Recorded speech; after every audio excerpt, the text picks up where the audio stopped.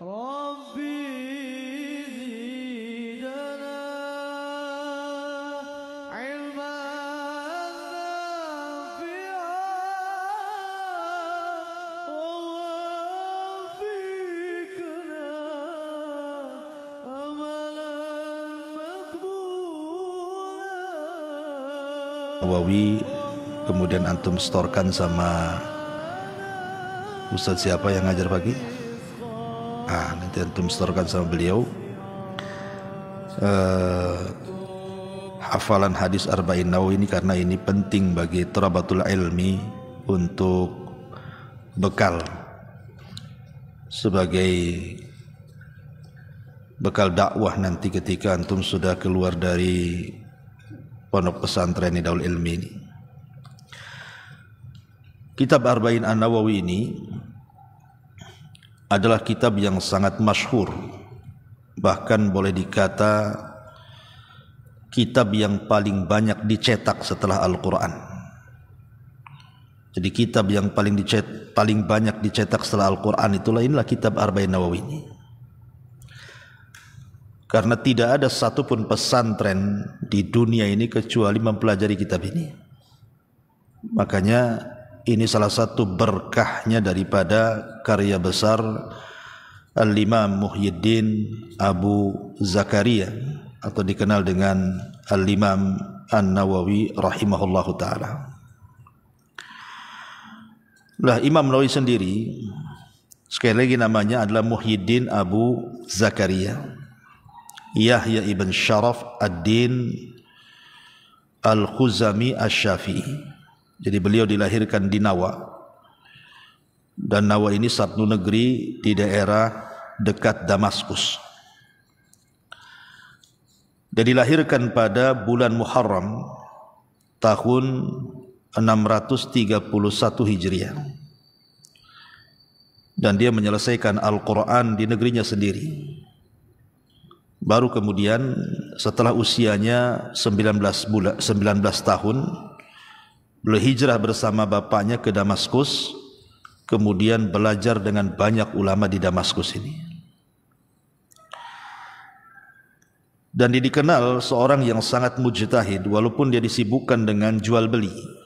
Bapaknya punya toko, tetapi selama dia membantu ayahnya jualan di toko itu, beliau tidak pernah tinggal untuk membaca dan menulis.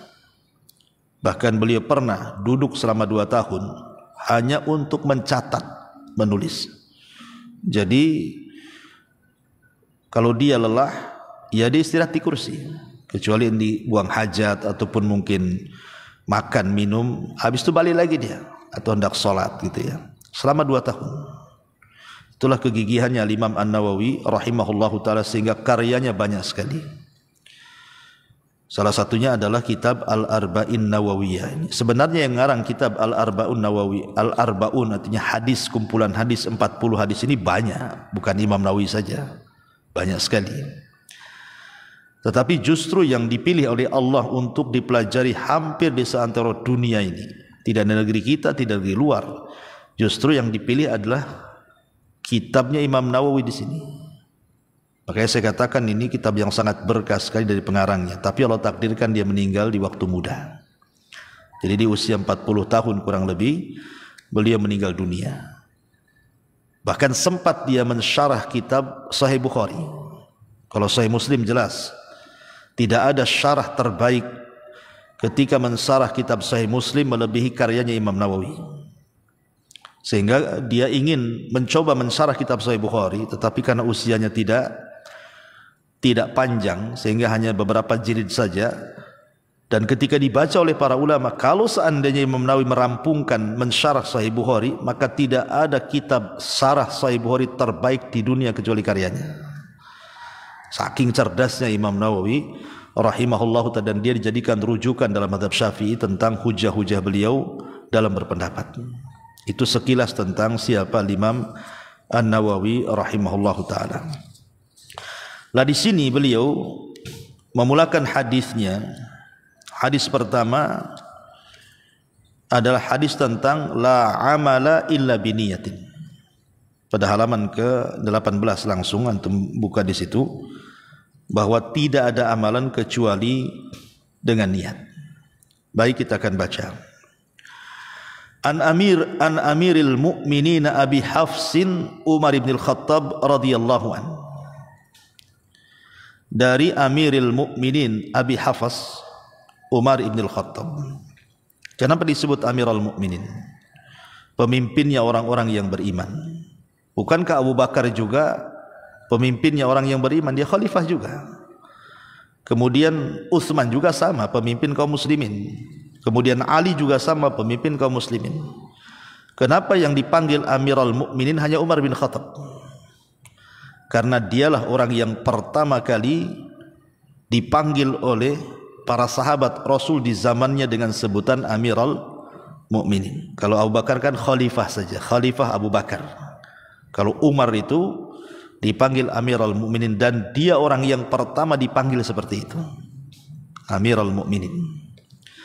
Abi Hafsin, Hafs ini bukan anaknya Umar. Tidak ada Umar punya anak Hafs, itu tidak punya. Tetapi yang dimaksud Hafs di sini adalah panggilan sayang daripada Hafsah. Umar punya anak perempuan namanya Hafsah. Jadi panggilan sayang biasanya orang Arab kalau memanggil sayang itu dengan menghilangkan tak marbutoh, tak bulat itu. Seperti Aisyah dipanggil ya Aish. Maka Hafsah juga sama. Dihilangkan taknya kemudian Hafs jadinya. Itu panggilan sayang dalam bahasa Arab. Makanya kemudian di sini Abi Hafsin, maksudnya ayahnya Hafsah. Siapa? Umar ibn al-Khattab radhiyallahu anhu. Dan kalau kita melihat biografi Umar bin Khattab radhiyallahu an, dia banyak meriwayatkan hadis Nabi juga. Sampai ulama mengatakan bahwa hadis yang diriwayatkan Umar bin Khattab yang sampai kepada kita itu berjumlah 105 hadis. Jadi Umar meriwayatkan hadis kepada kita itu yang dicatat dalam kitab-kitab hadis sekitar 105 hadis. Salah satunya adalah hadis yang kita bahas di sini. Tapi dia bukan termasuk perawi yang muktsir fil hadis, yang banyak meriwayatkan hadis, tidak. Dia tidak termasuk di situ. Ya. Kenapa demikian? Karena memang kesibukan dia juga menjadi khalifah, sehingga dia tidak ada kesempatan untuk mengajarkan hadis kepada yang lainnya, karena ada kesibukan lain seperti Abu Bakar dan yang lainnya. Sehingga tidak termasuk dari sahabat-sahabat yang banyak meriwayatkan hadis kepada kita. Yang kita kenal itu Abu Hurairah, Anas bin Malik, Abu Sa'id Al-Khudri, Ibnu Abbas, dan begitu seterusnya, termasuk Aisyah radhiyallahu anha. Itu disebut orang-orang yang banyak meriwayatkan hadis yang sampai kepada kita. Lah Umar bin Khattab sendiri dia adalah khalifah kedua setelah Abu Bakar. Khalifah kedua setelah Abu Bakar. Dia masuk Islam di tahun awal-awal di mana Nabi SAW sudah 5 tahun diangkat menjadi Nabi. Jadi dia tahun ke-5 setelah kenabian. Dan Umar bin Khattab radhiyallahu an adalah orang yang terakhir masuk Islam di rumah Arqam ibn Abi Arqam. Jadi Rasul itu kan berdakwah di awal-awal dakwah itu dengan dakwah sirriyah, tidak terang-terangan selama 3 tahun. Lah selama 3 tahun itulah maka Rasul SAW menjadikan rumahnya Arqam ibn Abi Arqam itu dijadikan markas. Padahal Arqam ibn Abi Arqam itu masih muda, masih 17 tahun usianya. Artinya kenapa tidak di rumah Abu Bakar saja markasnya, atau di rumah Utsman atau Ali? Kenapa pula di rumah Arqam ibn Abi Arqam markasnya? Ada beberapa alasan kenapa Rasul memilih Arqam ibn Abi Arqam menjadikan markas dakwah, bahkan rumahnya disebut Darul Islam, rumah Islam pertama. Itulah rumahnya, Darul Arqam namanya. Pertama, karena dia dari Bani Mahzum. Dari Bani Mahzum, dan Bani Mahzum itu kabilahnya Abu Jahal. Sehingga orang tidak akan menyangka kalau rumahnya dijadikan markas. Ya, karena Bani Mahzum itu kan musuhnya Nabi. Dia berani membuka markas di pusat musuhnya. Sehingga orang nggak nyangka Rasul akan membuat markas di situ. Yang kedua, usianya masih belasan tahun. Biasanya kalau orang berkumpul untuk sebuah kepentingan kan pasti cari rumah yang sudah tua-tua, yang dimuliakan. Tapi tidak juga dengan Arqam. Sehingga orang tidak menyangka bahwa di rumahnya dijadikan tempat markas. Kemudian yang ketiga alasannya kata para ulama, karena Arqam ini tidak dikenal keislamannya. Enggak ada orang yang tahu dia Islam tuh. Ya. Kemudian yang keempat, karena Arqam ibn Abi Arqam itu satu sahabat di zaman itu yang bisa mencatat dan juga membaca. Dan jarang di zaman itu orang bisa mencatat membaca, itu jarang sekali. Hanya sedikit saja orang yang bisa baca tulis itulah. Salah satunya Arqam ibn Abi Arqam di sini. Makanya karena dia cerdas membaca dan menulis, Nabi SAW menjadikan Arqam ini selalu menulis surat-surat yang dilayangkan kepada para raja, ataupun membalas surat dari para raja. Ketika Rasul mulai bermurasalah, mengirim surat untuk berdakwah kepada para raja kabilah-kabilah atau raja-raja negeri, karena cerdasnya dia. Ya, kemudian juga yang terakhir karena dia termasuk as-sabiqunal awwalun. Ada yang mengatakan dia orang ke-7 masuk Islam, ada yang mengatakan dia orang ke-10, ada yang mengatakan orang ke-11. Wallahu alam, ini sejarah saja. Tetapi ketika itu jumlah orang yang berada di rumah Arqam ibn Abi Arqam itu 40 orang. Lah yang ke-40-nya itu Umar bin Khattab. Karena setelah Umar bin Khattab masuk Islam menjadi orang yang ke-40 di rumah Darul Arqam itu, tidak ada lagi dakwah sirriyah. Jadi tidak ada lagi dakwah yang sembunyi-sembunyi, karena beralih kepada dakwah terang-terangan. Ya. Lah dari rumah ini pula Nabi SAW mendoakan Umar. Jadi ketika Umar masih kafir, Nabi SAW mengatakan, Allahumma izzal Islam bi ahabbi rajulaini minka, Amr bin Hisham wa Umar ibn al-Khattab, kata Rasul. Ya Allah, kuatkan Islam ini dengan dua manusia yang kau cintai. Terserah mau milih Amr ibn Hisham, maksudnya Abu Jahal, ataukah Umar bin Khattab radhiyallahu an. Tapi Allah hanya kabulkan satu dan tidak mengabulkan yang lainnya. Allah tidak kabulkan Abu Jahal, dia tetap kafir. Tetapi Allah kabulkan Umar masuk Islam, kan? Lah selang Rasul berdoa di rumah Arqam ini, tiba-tiba beberapa waktu setelahnya ujuk-ujuk Umar datang. Kemudian dia masuk Islam, dan itulah orang ke-40 dan menutup dakwah sirriyah. Karena Umar yang meminta kepada Rasul, ya Rasulullah, alasna alal haq, loh kita ini di atas kebenaran, ngapain sembunyi-sembunyi, katanya. Sudahlah kita ini terang-terangan saja. Akhirnya yang 40 orang itu dengan diketuai dua orang, satu diketuai oleh Umar, yang kedua diketuai oleh Hamzah. Mereka salat di Ka'bah terang-terangan. Oh, baru tahu bahwa kaum muslimin itu sudah berani memunculkan dirinya dan sudah nampak kekuatan. Jadi jasa Umar bin Khattab luar biasa. Lah setelah meninggalnya Nabi SAW, maka dia menjadi Amirul Mukminin. Dialah khalifah kedua setelah Abu Bakar Siddiq radhiyallahu anhu. Taib, kalau kita cerita biografi beliau panjang. Yaqulu, dia mengatakan, sami'tu Rasulullah sallallahu alaihi wasallam yaqul. Aku mendengar Nabi sallallahu alaihi wasallam bersabda, innamal a'malu binniyat wa innamal likulli imri'in ma nawa. Faman kanat hijratuhu ilallahi wa rasulihi fahijratuhu ilallahi wa rasulihi wa man kanat hijratuhu lid-dunya yusibuha aw imra'atin yankihuha fahijratuhu ila ma hajara ilaihi. Hadis ini kata Imam Ahmad ibn Hanbal rahimahullahu taala bahwa madarul Islam, perputaran Islam itu kembali kepada 3 hadis. Jadi Islam itu secara keseluruhan itu kembali kepada 3 hadis. Pertama hadis Umar bin Khattab yang kita bahas, innamal a'malu binniyat. Kemudian yang kedua hadis Aisyah radhiyallahu anha yang nanti kita akan bahas, man amila amalan laisa alaihi amruna fahuwa rad, atau man ahdatsa fi amrina hadza ma laisa minhu fahuwa rad. Barang siapa yang beramal dengan sebuah amalan yang tidak dicontohkan Nabi, maka amalan itu tertolak. Kemudian yang ketiga hadis Nu'man bin Bashir, nanti kita akan bahas juga hadis Nu'man bin Bashir, al halalu bayyinun wal haramu bayyinun wa bainahuma umurum mushtabihat. Yang halal jelas, yang haram jelas, yang tidak jelas itu yang syubhat-syubhat. Lah Islam ini kembali ke 3 hadis ini. Kalau kita betul-betul mencermati tentang Islam itu, maka kembali kepada, karena Islam ini kan terdiri daripada amalan, dan itu kembali kepada siapa? Hadis Nu'man ibn Bashir. Dan Islam itu kembali kepada keikhlasan, dan itu kembali kepada hadis Umar yang kita bahas. Dan Islam itu harus mengikut ittiba, mencontoh Rasul, dan itu kembali kepada hadis Aisyah ummul mukminin radhiyallahu anha. Nah, Imam Ahmad mengatakan Madarul Islam, bahwa perputaran Islam itu kembali kepada 3 hadis ini. Salah satunya hadis yang kita bahas.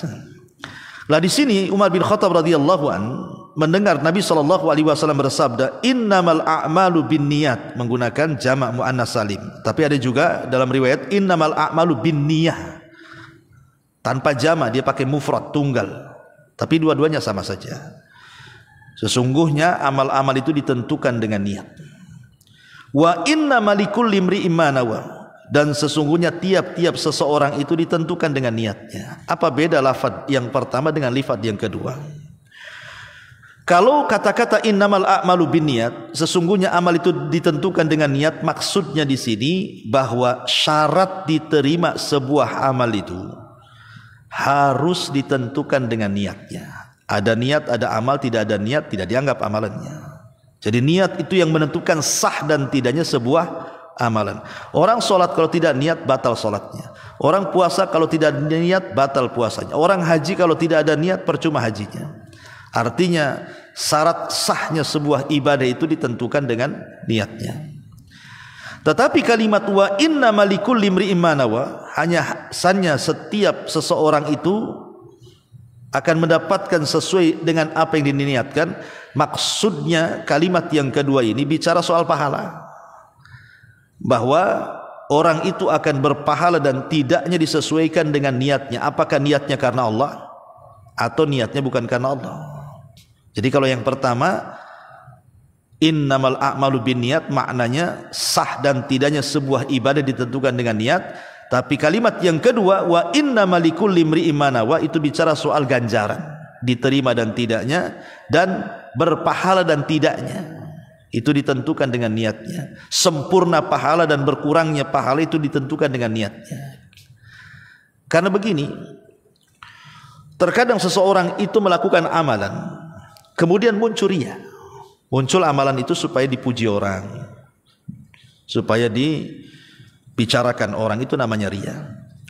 Kalau riya itu dimulai daripada awal pertama kali melakukan amalan, maka batalah amalan itu. Jadi kalau riya itu memang dari awal sudah riya, maka masalah amalannya.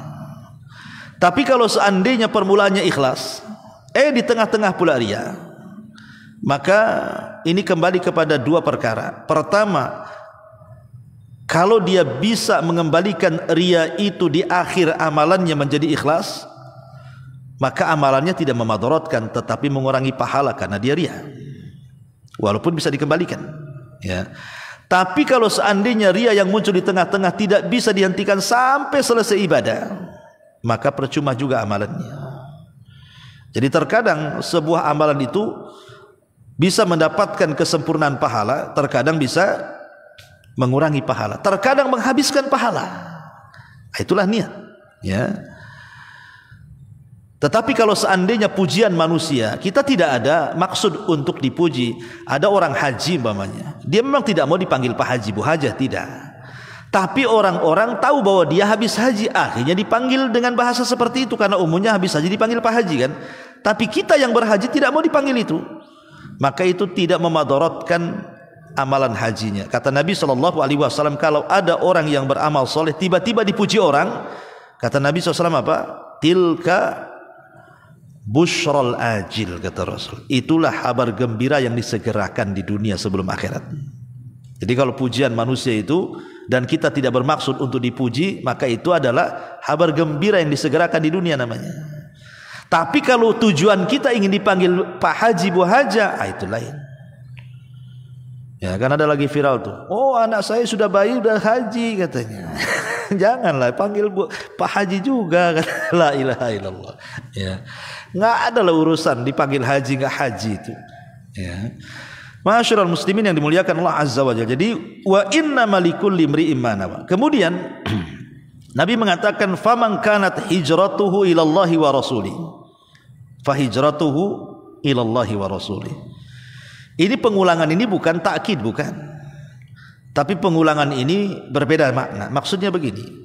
Faman kanat hijratuhu ilallahi wa rasulih, barang siapa yang niat hijrahnya karena Allah dan Rasulnya, fa hijratuhu ilallahi wa rasulih, maka hijrahnya untuk Allah dan Rasulnya. Maksud kalimat yang pertama itu berbeda dengan kalimat yang kedua. Kalimat yang pertama, barang siapa yang hijrahnya karena Allah dan Rasulnya, ai qasdan, begitu kata ulama. Maksudnya niatnya. Jadi barang siapa yang niat hijrahnya karena Allah dan Rasulnya, fa hijratuhu ilallah wa rasulih, maka hijrahnya kepada Allah dan Rasulnya, maksudnya jazaan, balasan. Jadi yang pertama niat, yang kedua balasan. Kalau ketika dia hijrahnya maksudnya untuk Allah dan Rasulnya, maka balasannya, hijrahnya sudah dianggap diterima oleh Allah dan Rasulnya. Tapi kalau hijrahnya bukan karena Allah dan Rasulnya, berarti tidak diterima hijrahnya, gitu maksudnya. Jadi kalau niat hijrahnya karena Allah dan Rasulnya, betul-betul ikhlas karena Allah dan Rasulnya, berarti hijrahnya akan diterima Allah dan Rasulnya.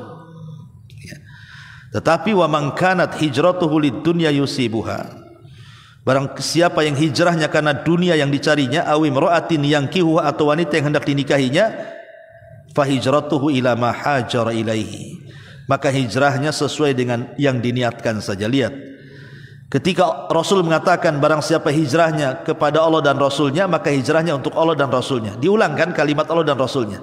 Tapi ketika Rasul bicara soal hijrahnya karena dunia atau wanita, tidak diulang setelahnya, tapi diganti dengan domir, kata kerja. Kenapa?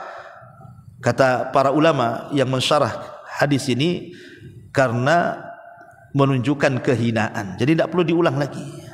Tidak perlu diulang, barang siapa yang hijrahnya karena dunia dan wanita yang dikehendakinya, maka hijrahnya akan mendapatkan dunia dan wanita yang dikehendakinya. Tidak perlu diulang seperti yang hijrahnya karena Allah dan Rasulnya diulang, maka hijrahnya karena Allah dan Rasulnya lagi, kan? Kenapa tidak diulang, bahkan diganti dengan dhamir di sini dengan kata kerja, kata ganti kerja, menunjukkan tentang kehinaan hijrah untuk dunia dan untuk wanita yang dinikahinya. Al-Hafidh Ibnu Hajar Al-Asqalani, Al-Hafidh Ibnu Hajar Al-Asqalani ketika memberikan catatan kepada hadis ini, bahwa hadis ini ada asbab wurudnya. Kalau Quran kan asbab nuzul, kalau hadis asbab wurud namanya. Jadi asbab wurud, kenapa Rasul sampai ngomong begini nih? Berarti ada sebabnya. Lah di zaman para sahabat hijrah, ada seorang sahabat yang tertarik dengan seorang wanita namanya Ummu Qais. Jadi ada seorang wanita namanya Ummu Qais, orangnya cantik gitu kan. Lah sahabat ini tertarik dengan Ummu Qais, dan dia hendak meminang Ummu Qais untuk dinikahinya. Ketika waktu hendak meminang, Allah takdirkan Ummu Qais hijrah bersama keluarganya ke Madinah. Jadi nggak sempat, telat dia, ya. Harusnya kan sebelum berangkat dia meminang. Rupanya ketika hendak meminang, berangkat dulu lah si Ummu Qais dengan keluarganya hijrah ke Madinah. Jadi sahabat ini akhirnya kecewa kan begitu. Lah karena kecewa dia tidak mendapatkan Ummu Qais, dan dia mendengar bahwa Ummu Qais sudah hijrah ke Madinah, akhirnya dia pun ikut terlibat dalam hijrah. Tapi hijrahnya bukan karena mempertahankan agama. Tidak seperti hijrahnya para sahabat, hijrahnya Suhaib Ar-Rumi, hijrahnya Abu Bakar, hijrahnya Umar, hijrahnya Ali, hijrahnya Utsman, hijrahnya enggak. Kalau mereka kan untuk Allah dan Rasulnya, enggak, ini hijrahnya karena kehilangan Ummu Qais. Jadi tujuan hijrahnya itu ingin menyusul Ummu Qais dan meminang Ummu Qais di Madinah. Itu saja. Makanya kemudian Nabi SAW mengatakan, wa man kanat hijratuhu lid-dunya yusibuha, barang siapa yang hijrahnya karena dunia yang dikejarnya, awi imra'atin yankihu, atau wanita yang hendak dinikahinya, seperti sahabat yang mengejar Ummu Qais di sini, fa hijratuhu ila ma hajara ilaih, maka hijrahnya enggak dapat pahala. Hijrahnya hanya dapat yang dikehendakinya saja. Ya kalau cari dunia ya dapat dunia, kalau cari perempuan ya dapat perempuan, tapi tidak mendapatkan hijrahnya karena Allah dan Rasulnya. Ya enggak dapat apa-apa. Lelah, letih, capek. Padahal hijrah dari Mekah ke Madinah itu kan luar biasa, dihalang-halangi. Kalau ketahuan bisa dibunuh tuh. Sudah lelah, letih, jalan kaki, coba bayangkan. Nyawa dipertaruhkan, keluarga ditinggalkan, pekerjaan ditinggalkan. Enggak dapat pahala. Kenapa? Karena hijrahnya bukan karena Allah dan Rasulnya, tapi hijrahnya mengejar dunia atau perempuan yang hendak dinikahinya. Dari sini kata para ulama mengatakan bahwa di antara faedah niat itu, pertama, membedakan satu ibadah dengan ibadah yang lainnya. Bagaimana caranya antum membedakan banyaknya sholat sunnah? Sholat sunnah yang 2 rakaat itu macam-macam tuh. Tahiyatul masjid 2 rakaat, sholat sunnah wudu 2 rakaat, sholat sunnah duha 2 rakaat, rawatib 2 rakaat, kan gitu ya. Yang ganjil itu witir aja. Nah, bagaimana caranya kita membedakan banyak ibadah yang 2 rakaat ini? Dengan cara apa? Dengan cara niat. Kita bedakan.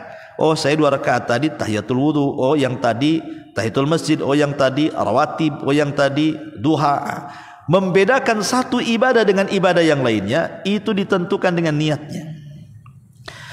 Yang kedua, membedakan perkara-perkara mubah dengan ibadah. Contoh mandi wajib. Mandi wajib itu ada 2 kaifiyah, ada 2 cara. Cara sempurna dan cara sah. Yang penting sah. Cara yang penting sah itu dengan membasuhi seluruh anggota badan dengan air dari atas kepala sampai kaki, yang penting basah semua. Itu namanya yang penting sah. Pamannya ada kolam di depan kita, kita sedang junub, antum habis mimpi besar, mimpi basah, kemudian antum mau mandi, langsung aja antum niat junub, langsung jegur ke kolam, kemudian muncul lagi, itu sudah sah. Itu namanya yang penting sah, ya. Tapi ada namanya sifat mandi junub secara sempurna dengan cara wudu dulu, ya. Habis wudu kemudian membersihkan kemaluan, kemudian membersihkan kepala, kemudian membasuh dari sebelah kanan dulu, terakhir kaki, kan itu. Itu namanya sifat mandi junub secara sempurna. Yang kita bicarakan adalah sifat mandi junub yang penting sah tadi. Jegur yang penting basah semua, dasar dianggap sah, tidak ada masalah menurut ahli fikih itu. Tapi untuk membedakan itu mandi biasa dengan mandi junub, bagaimana caranya? Dengan niat. Antum nyemplung ke kolam, niatnya apa? Kalau hanya mandi bersih saja, ya itu mandi biasa, kan itu nggak dapat pahala.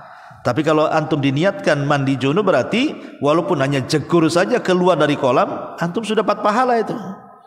Karena mandi junub itu penentu sah dan tidaknya sebuah ibadah. Kalau junub nggak sah sholatnya, ya, nggak sah ibadahnya, ya. Jadi niat itu membedakan, pertama ibadah satu dengan yang lainnya, kedua antara adat dan ibadah, yang ketiga niat itulah yang menentukan dapat pahala dan tidaknya orang itu beramal, sah dan tidaknya sebuah ibadah itu ditentukan dengan niat, ya. Wallahu alam, ini diantara keterangan singkat saja, ya. Yang penting antum hafal hadisnya. Nanti minggu depan sebelum ngaji saya minta hafalannya distorkan. Tapi untuk harian antum storkan kepada ustadz yang biasa ngajar pagi, ya. Pokoknya setiap saya kajian kayak kemarin kitab Qaidul Arba, saya pun minta hafal, ya. Ini pun minta dihafalkan seminggu sekali, kan enggak berat, ya. Wallahu alam, subhanaka bihamdika, asyhadu an la ilaha illa anta astaghfiruka wa atubu ilaik. Allahu ta'ala alam. Assalamualaikum warahmatullahi wabarakatuh.